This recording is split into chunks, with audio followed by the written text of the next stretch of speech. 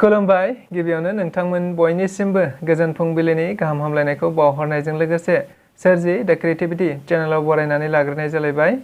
दिनैनि माखासे गोनांथार खौरांफोरखौ आं नोंथांमोननि सिगाङाव फोरमायथिना होनो आवगायनाय जालायबाय।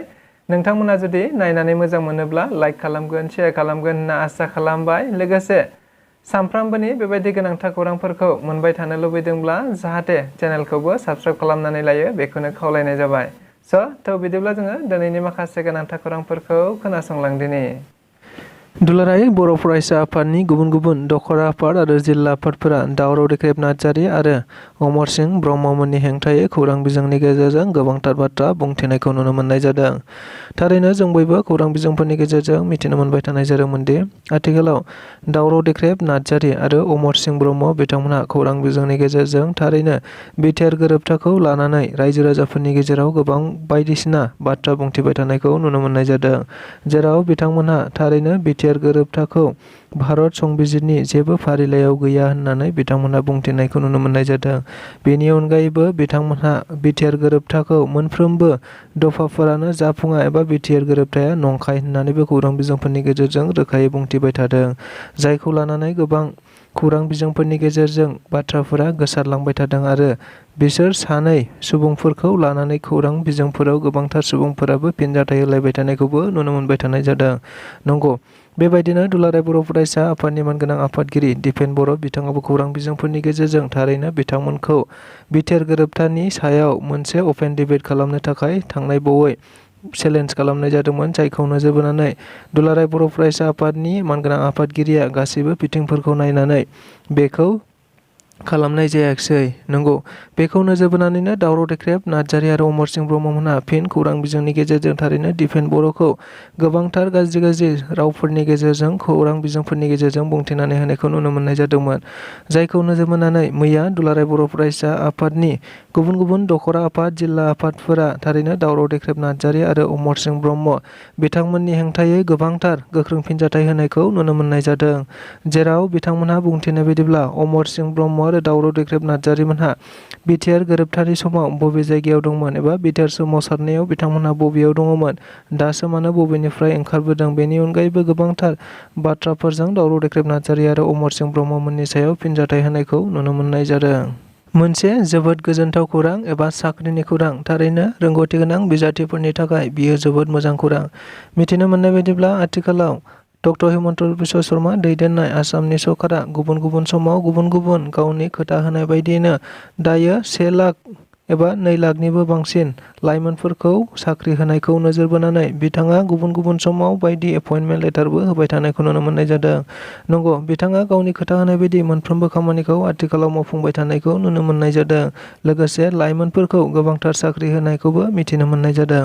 नंगौ, बेबायदिनो आरोबाव दायो मोनसे जोबोद गोजोनथाव खौराङा फैनानै होबावबाय। जेराव रायजोआव थानाय गुबुन गुबुन बिजाथिफोर एबा रायजोआव सोलोंथाइखौ नोजोर बोनानै गुबुन गुबुन फरायसालियाव लांदां जानानै थानाय मासिफोरखौ नोजोर बोनानै थारैनो आसामनि गिबि मन्थ्रि डक्टर हिमन्त बिश्व शर्मानि दैदेननायावनो फिन आरोबाव साख्रिनि मोनसे फोसावथाय होनायखौ नुनो मोननाय जादों। मख'नो गोनांदि बे साख्रिनि फोसावथाया गासै 14,000निबो बांसिन लाइमोनफोरा फरायसालियाव लांदां जानानै थानाय फोरोंगिरि मासिफोराव थिसनथाइखौ फोसावनाय जादों। मख'नो गोनांदि मैया ओंखारनाय बे थारैनो एडभार्टाइजमेन्टआव गुबैयै एलपिनि थाखाय 3,800, इउपिनि थाखाय 1,750, ग्रेजुवेट टिचारफोरनि थाखाय 7,249, पस्ट ग्रेजुवेट टिचारनि थाखाय 1,424 लांदां मासिया ओंखारनानै फैदों। जायखौ नोजोर बोनानै बिथाङा फैबाय थानाय समाव थाबैनो बे लांदां जानानै थानाय मासिफोरखौ सुफुंगोन होननानैबो बुंथिनानै होदों। बिथाङा सासे हाथाइ गनाय मोसासो। बिथांनि अरनायजों दायो रावबो जेबो जालिया। बिथांमोननि बुंनाय बाथ्राफोरा एबसुखौ एबा दुलाराय बर' फरायसा आफादखौ दायो गोख्रोंनिफ्राय गोख्रोंसिनसो खालामदों। बिथांमोननि बाथ्रा बुंनायाव जेबो हारि दानायनि एबा सेन्टिमेन्टनि बाथ्रा नुजाया एबा बिथांमोनहा हारि दानायनि थाखाय जेबो मोजां खामानि मावनानै होनो हायाखै। बाथ्राखौ बुंदों दुलाराय बर' फरायसा आफादनि मानगोनां गाहाय नेहाथारि कनिन्द्र बसुमतारी बिथाङा। मिथिनो मोननाय बायदिब्ला आथिखालाव खौरां बिजोंफोरनि गेजेरजों गोबांथार बाथ्राफोरा बेरखांबाय थानायखौ नुनो मोननाय जादों। जेराव दुलाराय बर' फरायसा आफादखौ गोबां चक्रआ गोबां बायदि बायदि टारगेट खालामनानै बाथ्रा बुंदों एबा दुलाराय बर' फरायसा आफादखौ सम फैब्लानो बेबायदि बाथ्रा बुंबोबाय थानायखौबो खौरां बिजोंफोरनि गेजेरजों सम सम नुबोबाय थानाय जादों। नंगौ, बे बाथ्राखौ लानानैनो मैया खौरांगिरिफोरा दुलाराय बर' फरायसा आफादनि मानगोनां गाहाय नेहाथारि खनीन्द्र बसुमतारी बिथांनि सोंनायाव थारैनो हाग्रामा महिलारि बिथांखौ दायो दुलाराय बर' फरायसा आफादखौ UPPL-खौ सामलायबाय थायो होनना बुंनाय बाथ्राया थारैनो बेसलेस एबा जेबो ओंथि गैया।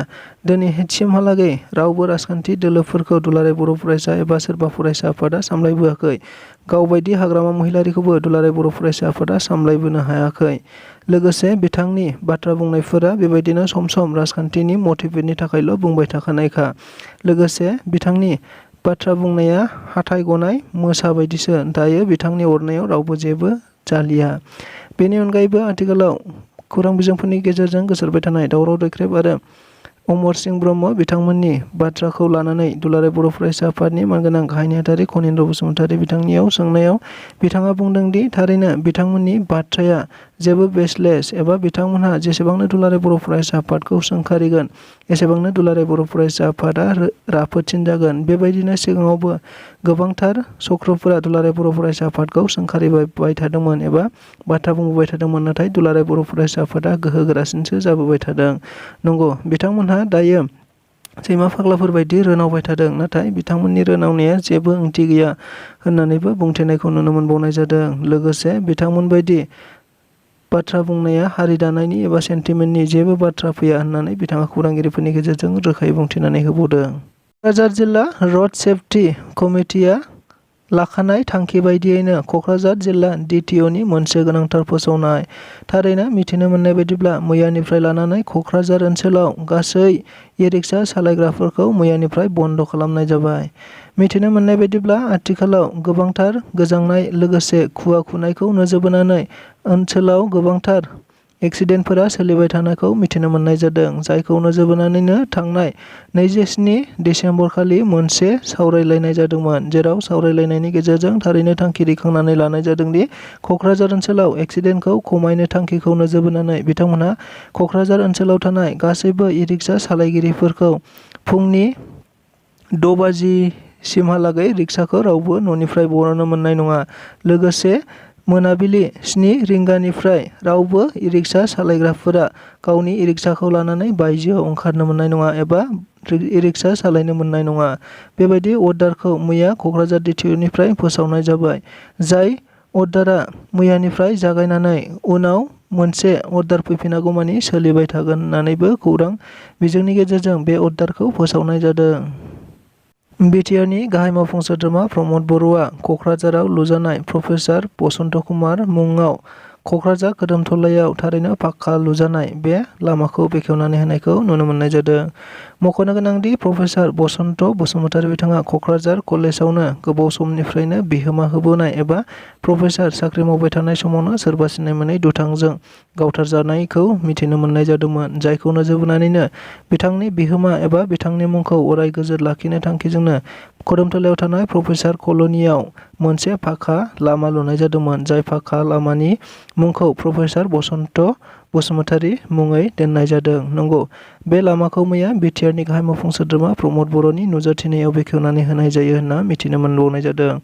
मख'नो गोनांदि मैयानि बे बेखेवनाय लामा हाबाफारियाव थारैनो BTR-नि गाहाय मावफुं सोद्रोमा प्रमद बर'जों लोगोसे BTC-नि बुंथिगिरि काथिराम बर', MCLA सन्जय स्वरगयारि आरो क'क्राझारनिनो बिधान सभा एबा MLA लरेन्स इस्लारि बिथाङाबो हाबाफारियाव बाहागो लानायखौ नुनो मोनबावनाय जादों।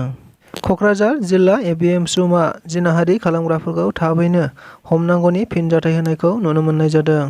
मख'नो गोनांदि थांनाय 25 दिसेम्बर खालि क'क्राझार जिल्लानि सिङाव थानाय सालाखाथिनिफ्राय गासै 3 उन्दै उन्दै हिनजावसा गथ'फोरखौ माखासे दुथांफोरा बङाइगावसिम लानानै बबेबा मोनसे दाब्बायाव थांनानै जिनाहारि खालामहैनाय जाथायखौ नुनो मोननाय जादोंमोन, जायखौ नोजोर बोनानैनो मैया क'क्राझार जिल्ला ABM-सुआ मोनसे गोख्रों फिनजाथाय होनायखौ नुनो मोननाय जादों।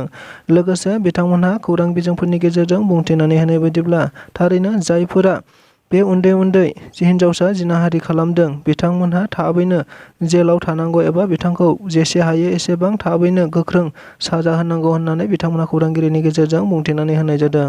मख'नो गोनांदि बिथाङा आरोबाव बुंथिबावनाय बायदिब्ला थारैनो दिनैनि दिनावबो आयेना गोख्रोंनिफ्राय गोख्रों खालामदोंमोनब्लाबो नाथाय गुबुन गुबुन थानायाव आथिखालावबो केस होनायफोरखौ लाखियाखै एबा बिथाङा बुंथिनानै होनाय बायदिब्ला बे केसनि थाखाय नखरनि सोद्रोमाफोरा जेरै काजलगाव, बङाइगाव, सालाकाथि थानायाव गोबां गसर थिसननो थांखि लादोंमोनब्लाबो नाथाय थानानि मोनफ्रोमबो अफिसारफोरानो केसखौ लाखिनाय जायाखैमोन।